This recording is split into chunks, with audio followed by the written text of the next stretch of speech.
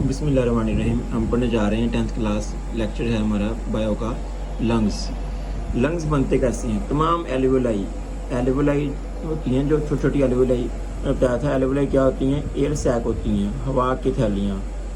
जो हवा की थैलियाँ जिनमें गैशियस एक्सचेंज होता है उनको एल्वेलाई कहते हैं। एल्वेलाई जब बहुत सी इकट्ठी हो रहती हैं, बहुत सी एल्वेलाई, ये एक मैंने एल्वेलाई बनाई है, ये आपको बुक पे माइक्रोस्कोप से ज़रा बड़ी करके दिखाई गई है।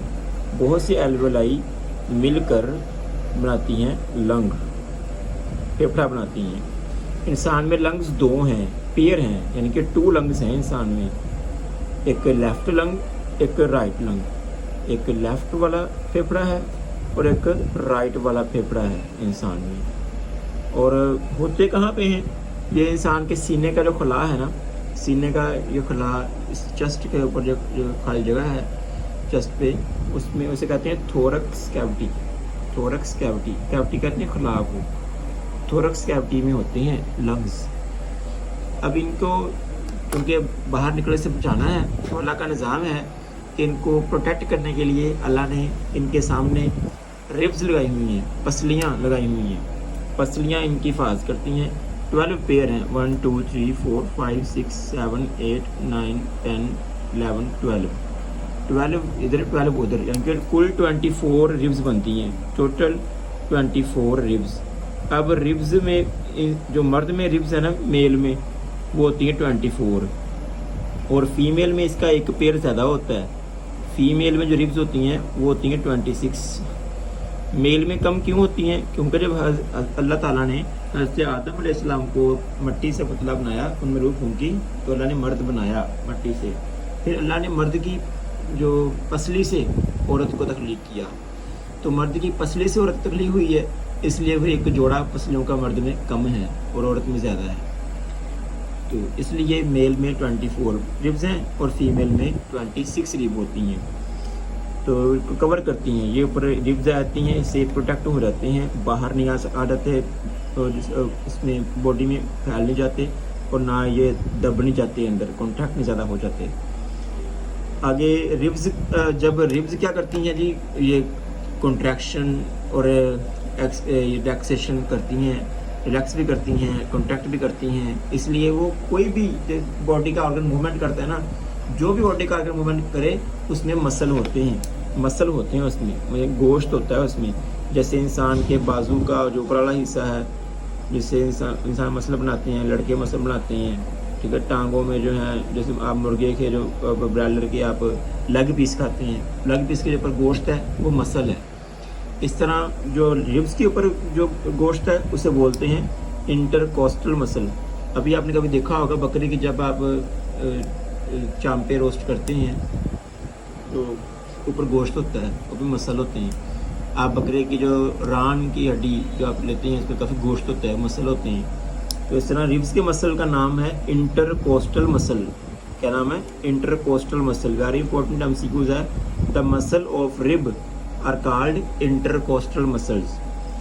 अब रिब्स के मसल्स होते किस तरह के हैं? ये रिब्स के मसल के ऊपर एक थिक मस्कुलर स्ट्रक्चर होता है। ये मसल जो है पूरा एक तह बनी होती है, उसे बोलते हैं डायाफ्राम। ये बनी हुई है तह, इसके ऊपर जमी हुई है सारी मसल, गोश्त ही गोश्त जमा हुआ है, उसे बोलते हैं डायाफ्राम, बोलते हैं डायाफ्राम जो है वो लंग्स में क्या करती है?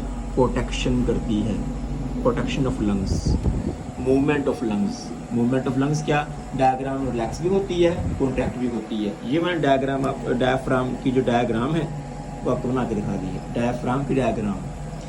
तो अब बात कर रहे थे हम लंग्स के बारे में। लंग्स का पेयर होता है।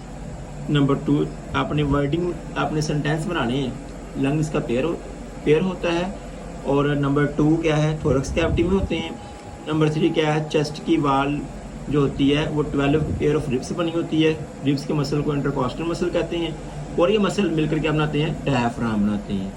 ये इतनी बात होगी। पहले रिब्स की 2 लाइनें बयान करनी है, आगे मसल्स की बात शुरू कर देनी है आपने, फिर दोबारा रिब्स पे आ जाना है ज़रा।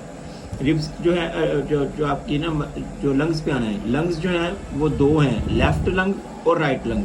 अब जो लेफ्ट वाला लंग है वो छोटा है, ये लेफ्ट वाला लंग जो है ये छोटा है, और राइट वाला लंग जो है ये बड़ा है। वो क्यों छोटा है? क्योंकि दिल का ज़्यादातर हिस्सा, हार्ट का ज़्यादातर हिस्सा वो लेफ्ट लंग में आता है। Mostly part of heart is going to left lung, ये राइट ही लंग में जाता है इस दिल का ज़्यादातर हिस्सा।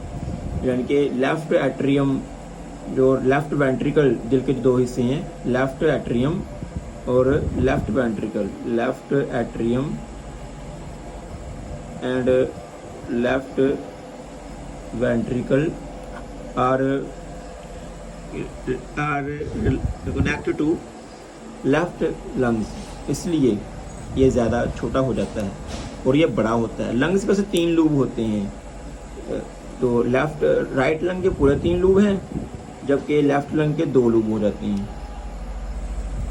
उसके बाद नेक्स्ट आता है जी कि जो लंग्स है ये स्पॉन्जी और इलास्टिक होते हैं। जिस तरह फोम होता है ना, स्पंज होती है, अक्सर सीमेंट करने वाले मिस्त्री हजरात इस्तेमाल करते हैं फोम, सा मोटा सा फोम प्लस्तर के ऊपर फेरते हैं, उस तरह का स्पंज तरह का, जिनके दबाने वाले होते हैं, फोम तरह के होते हैं। और ये इलास्टिक भी होते हैं, यानी कि इनमें लचक भी होती है। जिस तरह हम जो है स्प्रिंग को खींचते हैं दोबारा बंद हो जाता है, इस तरह इनमें भी इलास्टिसिटी होती है, अपने आप बंद भी होते हैं, खुल भी जाते हैं, बंद भी होते हैं, खुल भी जाते हैं। तो ये इनमें फंक्शन होता है। और लंग्स में होता क्या है, लंग्स में ब्लड वेसल होती हैं। ये ब्लड वेसल आती कहाँ से? ये ब्रांचेज होती हैं किसकी? कैपिलरीज की, कैपिलरीज या आर्टरीज, कैपिलरीज या आर्टरीज की ये ब्रांचेज होती हैं, जिन्हें हम क्या बोलते हैं? Blood vessel. Blood vessel are the branches of capillaries या आर्टरीज, ये इनकी ब्रांचेज होती हैं, उन्हें बोलते हैं ब्लड वेसल्स, जो लंग्स में होती हैं। और लंग्स में जो है ये इसके 2 इसके बन जाते हैं पोर्शन। एक बनता है इसका इनर मेम्ब्रेन और आउटर मेम्ब्रेन, 2 मेम्ब्रेन बनती हैं। यानी कि हर लंग्स के ऊपर जो है हिफाजती तय होती है। जिस तरह खजूर के गिटक के ऊपर छिलका सा होता है, प्याज के ऊपर छिलका सा होता है, इस तरह लंग्स के ऊपर भी एक छिलका सा होता है प्रोटेक्शन करने के लिए। दूसरे आर्गन्स जो ब्लड इसमें जो है दूसरे आर्गन्स इसमें शामिल ना हो जाए, प्रोटेक्शन लेयर होती है। उस लेयर को हम बायोलॉजी में बोलते हैं मेम्ब्रेन।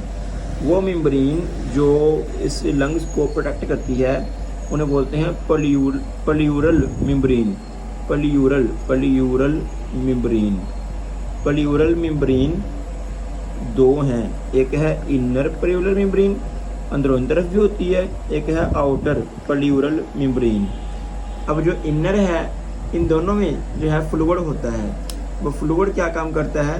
वो कॉन्ट्रैक्शन और रिलैक्शन में हेल्प करता है। फ्लूइड को हम कहते हैं लुब्रिकेशन हुई पड़ती है, फ्लूइड की लुब्रिकेशन हुई होती है, इनके भराव। जिस तरह हमारे ब्रेन में फ्लूइड होता है सेरिब्रोस्पाइनल फ्लूइड, जिस तरह हमारे स्टमक में होता है ये गैस्ट्रिक जूस, या इसे बोलते हैं क्या बोलते हैं, डाइजेस्टिव जूस ही बोलते हैं, या हाइड्रोक्लोरिक एसिड फ्लूइड है। ये सारे इसमें इनकी लुब्रिकेशन हुई होती है। लुब्रिकेशन कहते हैं भर जाने को। तो बड़ी आसानी से फ्रीली एक्सपैंड भी कर सकते हैं, लुब्रिकेशन की वजह से एक्सपैंड भी कर जाते हैं और ये कॉन्ट्रैक्ट भी कर जाते हैं। जिस तरह गाड़ी के शाखों पे भी ऑयल भरा होता है, उसे बोलते हैं लुब्रिकेशन हुई है। इसमें भी लुब्रिकेशन हुई है, जिसकी वजह से क्या करते हैं? एक्सपैंड और कॉन्ट्रैक्ट अपने आप। जैसे गाड़ी के जंप लगते हैं, अपने आप ही उसके जो शाख जो है ऊपर नीचे हो जाते हैं। अब आगे आता है जी इसका कि